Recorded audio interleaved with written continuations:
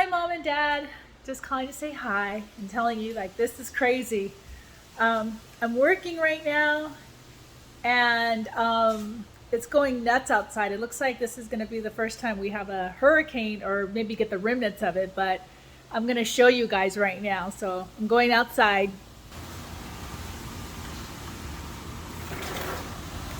Right now, supposedly, it's about 90.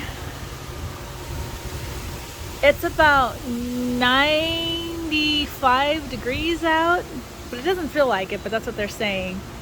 And the wind, right now in San Diego, they said the wind is like 90, 100 plus miles per hour, but it looks like it's making its way over here, so I just thought I'd share with you guys. Crazy. So it'll be the first time we have hurricane type weather here in Hawthorne, so love you.